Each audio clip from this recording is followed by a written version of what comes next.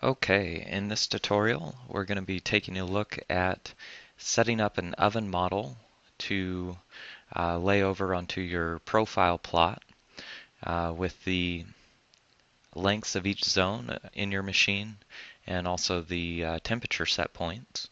And so to get started, we can go ahead and step into Map software here and click the Profile tab on the bottom. You'll see we have our downloaded information from our SMG2, and it's a pretty bare looking profile plot right now. But if you go to the top, you can select Machine Oven drop down menu there, and for now we're going to select Set Machine Information. And so if we click the drop down menu in this screen here, you can see the list of default ovens that come with Map software. And if your oven doesn't happen to be in this list for any reason, that's quite all right. And we'll walk through how to create an oven today. And so I'm going to cancel out of this screen. A lot of times it's best to create your own oven anyways, and I'll touch more on that here in just a moment. But for now, go ahead and select the Machine Oven drop-down menu again, and we'll go to Create New Machine. And it's going to start by asking you some basic questions about your oven, how you want to measure your zone units, whether that's in centimeters or inches or length of time. You can do that as well. I'm going to leave it as centimeters for this tutorial. And the number of zones in your oven is, of course, that's very important. And I'm going to say that we have a 9-zone oven with 7 heating and 2 cooling zones. And we'll leave the temperature units in Celsius. You can change those to Fahrenheit if you want to. And my conveyor speed happens to be 70 centimeters per minute. You'll definitely want to enter your actual conveyor speed here, and you can do that in centimeters per minute or inches per minute or in time measurements as well. And so now that you've entered the initial information there, to begin creating your oven, we get to the fun part of setting the length of each zone.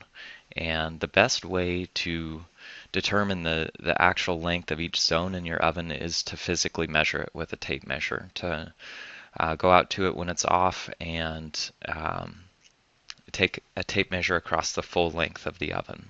And so just to give you a better idea of what we're looking for here, I'm going to switch to a visual aid for a moment.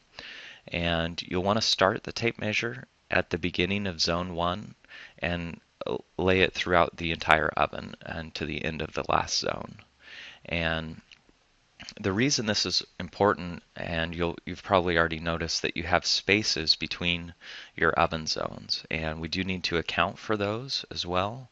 And so in this next slide, you can see for the measurement of zone 1, we want to measure from the beginning of zone 1 to the center point between zone 1 and zone 2. And so this means, just for example, if your zone 1 on your oven is 30 centimeters long and the space between zone 1 and zone 2 is 4 centimeters, you'll want to enter a value in Map software of 32 centimeters for the length of zone 1. And the next slide shows a great visual of this, capturing that space between the zones. And so so on and so forth here. What you'll want to do, for example, for zone 2 is measure from halfway between zone 1 and zone 2 to halfway between zone 2 and zone 3, and enter that value in the Map software.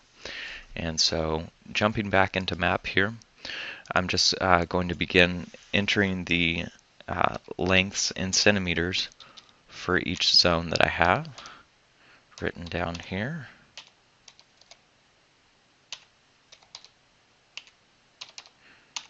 With the cooling zones at the end being a little bit longer. And then we'll want to enter our temperature set points for our recipe as well. And I'm just going to enter some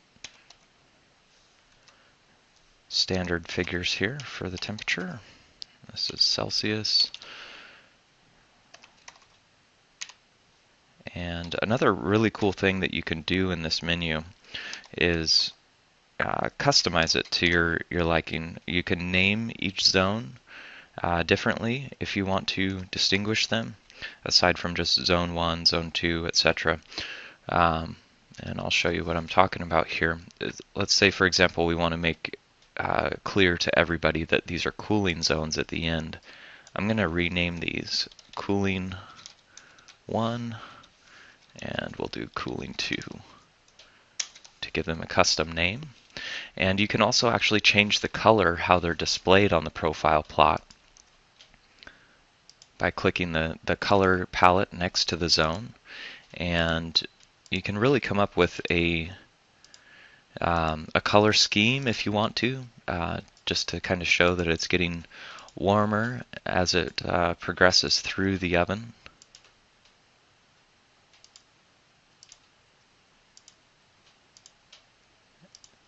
And we'll do blue for the cooling zones at the end there. And we'll get to see how this appears on the plot in just a moment. And so once you've entered all of your oven information with the number of zones, your conveyor speed, as well as your zone lengths and set points, definitely don't forget to save your oven and so that you can use it for future profiles. So we'll go ahead and click the Save As button there. And I'm just going to name this my Electrovert OmniFlow 7 oven. And so now that that's saved, we can hit OK. And you can see it automatically applies it to the profile plot for us, with zone 1 starting in yellow and getting warmer and warmer in color until we reach the cooling zones at the end, which are nicely labeled for us there. It also shows our temperature set points as we progress through each zone. And what we can do now, if we need to adjust this a little, for example, the process origin, it may default to starting somewhere approximately right here. And it's important for people to know that this is not actually the beginning of your profile in most circumstances. That's not the beginning of your oven. What you would want to do, it would look something more like this when it really starts to ramp up, because that heat that the thermal profiler sees in the beginning of its recording is usually just heat coming out of the front of your oven or the entry area of your oven before it reaches zone 1. And so this is a more realistic beginning point for your first zone. And another really handy thing we can do here, if we select Profile at the top and align profile peaks, that was already done in this instance, but if we align profile peaks, what that does is in this area here, that takes that aligns the peak of your profile to the end of the zone with the highest set point. And so since zone 7 has our hottest set point of 265, that's going to align the peak of the profile to the end of that zone. And a lot of times that can correct any small differences with the downloaded thermal data that you have and your actual measured oven zones. And so one last thing to take a look at if you need to make any minor tweaks to the lengths of the zones upon the download, if it's slightly off from the thermal data in any way.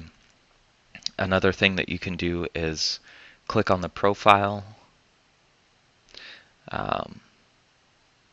and we're going to, let's see here, actually I'm sorry, click on Machine Oven Information and select Adjust Zones. It will let you know that this is only going to apply to this current profile, so it's not going to change your oven that you have saved in any way. But what you can do here is make small modifications. If you can see the definite space between the zones needs moved a little bit, you can make those small modifications by clicking Machine Oven and Adjust Zones, and then you can grab the handlebars at the top there. And so now that we've walked through how to accurately measure your oven zone lengths and get those entered into map software along with your temperature set points and how to apply that overlay on the graph, you'll be pretty well equipped to use your oven model in future profiles.